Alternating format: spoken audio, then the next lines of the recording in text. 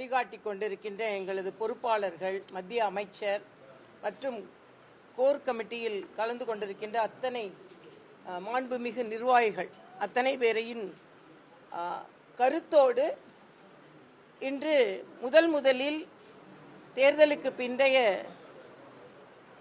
மையக்குழு கூட்டத்திற்கு முதலில் எங்களது வாழ்த்துக்களை நாங்கள் பரிமாறிக்கொண்டோம். ஏனென்றால் தீர்மானத்தின் அடிப்படையில் மரியாதைக்குரிய பாரத பிரதமர் அவர்கள் 3வது முறை பிரதமராக பதவியேற்றிருப்பதற்கு இந்த மையக்குழு பாராட்டையும் பொதுமக்களுக்கு வாக்களித்த மக்களுக்கு நன்றியையும் நாங்கள் தெரிவித்துக் கொள்கிறோம்.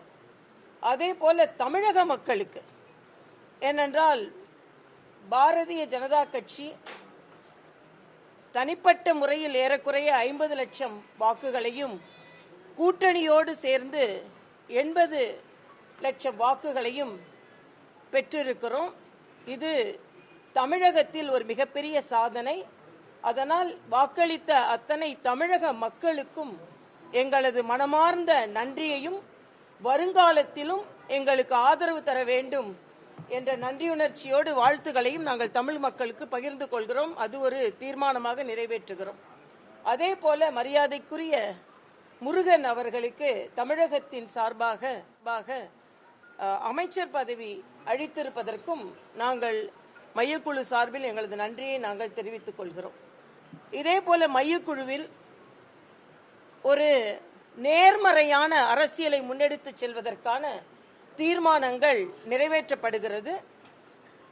இங்கே குறிப்பாக இன்று நாம் சந்தித்துக் கொண்டிருக்கும் பிரச்சனைகள் என்று வரும்பொழுது நீட் தேர்வு பல சாமானிய மக்களுக்கு, ஏழை மாணவ மாணவிகளுக்கு நம்பிக்கைக்குரிய ஒரு தேர்வாக இருந்து பல ஏழை மாணவ மாணவிகள் இதில் தேர்வாகி இருக்கிறார்கள். அதனால்தான் தமிழகத்திலும் மிகுந்த நம்பிக்கை கொண்டு ஏறக்குறைய 14 லட்சம் பேருக்கு மேல் அந்த நீட் தேர்வை எழுதுகிறார்கள். ஆக பொதுமக்கள் இந்த நீட் தேர்வை ஏற்றுக்கொண்டிருக்கிறார்கள். ஆனால் நிர்வாக ரீதியாக சில குளறுபடிகள் நடந்திருக்கிறது. ஆனால் எப்படிப்பட்ட குளறுபடிகள் நடந்தாலும் கடுமையான நடவடிக்கை எடுக்கப்படும் என்று மத்திய கல்வி அமைச்சர் தெளிவாக சொல்லி இருக்கிறார்கள். ஆனால் இதை வைத்துக் கொண்டு மட்டுமே நீட் முற்றிலுமாக தேவையில்லை என்றோ, நீட்டை பற்றி, ஏனென்றால் இது உச்ச நீதிமன்றத்தின் தீர்ப்பு, இது பல இடங்களில் மிகச் சிறப்பாக சாமானிய குடும்பத்தை சார்ந்த குழந்தைகள் தேர்வாகி வருவதற்கு இது மிகுந்த உதவியாக இருக்கிறது. அதனால் இதில் உள்ள நிர்வாக ரீதியான குளறுபடிகள் நிச்சயமாக களையப்படும். அதற்கு மத்திய அரசு உறுதி கூறியிருக்கிறது. ஆனால் இதை வைத்து மட்டுமே நீட்டே தேவையில்லை என்ற மறுபடியும் இவர்களான பிரச்சாரத்தை இவர்கள் முன்னெடுக்கிறார்கள். இதில் மாணவ செல்வங்களை இதை ஒத்துக்கொள்ள மாட்டார்கள். ஏனென்றால் தமிழகத்தில் இருந்து கூட பல பேர் அதில் பலனடைந்து வருகிறார்கள் என்பதுதான் உண்மை.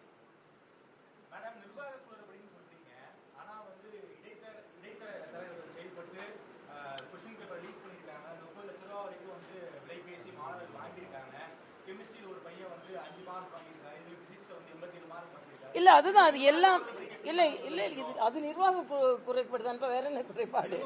ஆக இல்ல இது இல்ல ஒரு நிமிடம் எது என்னவாக இருந்தாலும் அது களையப்படும் சொல்லியிருக்காங்க. நீங்க பாத்தீங்கன்னா சில நேரங்கள்ல டிஎன்பிஎஸ்சி எக்ஸாம்ஸ்ல இத மாதிரி சில பிரச்சனைகள் பல மாநிலங்களில் வந்திருக்கிறது. ஆனா அந்த பரீட்சைகள் முறைப்படுத்தப்பட்டிருக்கிறதே தவிர முற்றிலுமாக நீக்கப்படவில்லை. ஏனென்றால் இது ஒரு நிமிஷம் தம்பி, நான் ஆர்கியூமெண்ட்டுக்கு வரலாமா தம்பி? அதனால என்னை பொறுத்த மட்டில் இது எங்களோட நிலைப்பாடு மட்டும் இல்ல. நான் ஏற்கனவே சொல்றேன், தமிழக மாணவ மாணவிகள் எவ்வளவு நம்பிக்கையோடு லட்சக்கணக்கில் இந்த தேர்வை எழுதுகிறார்கள். லட்சக்கணக்கில் அவர்கள், ஏன்னா இதற்கு முன்னால நீங்க பாத்தீங்கன்னா அதற்கு பின் அவர்கள் இன்னைக்கு பயிற்சி மையங்களை வேண்டுமானால் கட்டுப்படுத்தலாம். இப்ப தமிழகத்துல நீட் தேர்வே ஒட்டுமொத்தமாக வேணாம் என்று சொல்வதற்கு பதிலாக மாணவர்களை பயிற்றுவிக்கலாம், மாணவர்களுக்கு பயிற்சி கொடுக்கலாம், அவர்கள் அந்த தனியார் மையங்களை கட்டுப்படுத்தலாம். அதுல நீங்க கவனம் செலுத்துங்க. ஆனால் நிச்சயமாக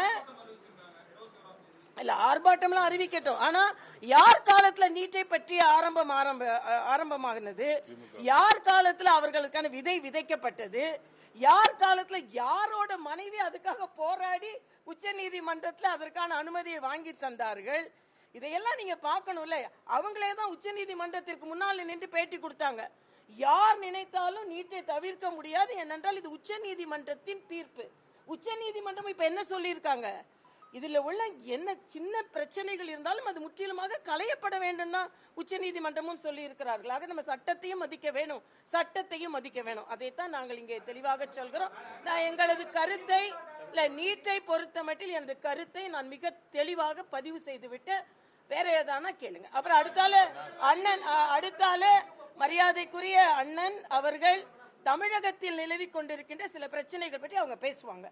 வேற ஏதானா பேசுவாங்க. எல்லாரும் போவோம். அதுக்குதான் மையக்குழுல எங்களுக்காக பட்டியல் தயாராகி கொண்டிருக்கிறது. எல்லாருமே போவோம். ஏன்னா முழு ஒத்துழைப்பு நாங்கள் கூட்டணி கட்சி வேட்பாளர்களுக்கு முழு ஒத்துழைப்பு கொடுக்கப்படும். அதில் எந்தவித மாற்று கருத்தும் இல்லை. அதே மாதிரி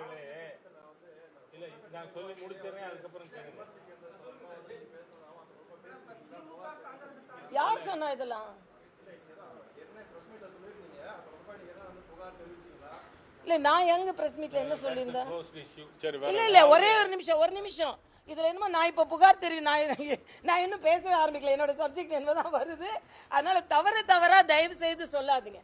அதே மாதிரி நேர்மறையாக சொன்ன சில கருத்துக்கள் வேண்டுமென்று ஏதோ கட்சிக்கு எதிராக சொன்ன மாதிரியும் தலைவருக்கு சொன்னா எதிராக மாதிரியும் தயவு செய்து நீங்க சொல்லாதீங்க. நான் என்னோட கருத்தை இப்ப எங்க எல்லாத்துக்குமே கருத்து சுதந்திரம் இருக்கு. அதை இப்ப கூட என்னமோ நான் நிர்வாகிகளுக்கு எதிராக கருத்து சொன்ன மாதிரி அப்படிலாம் இல்லை. நான் எல்லாரையும் மதிக்கிறேன்.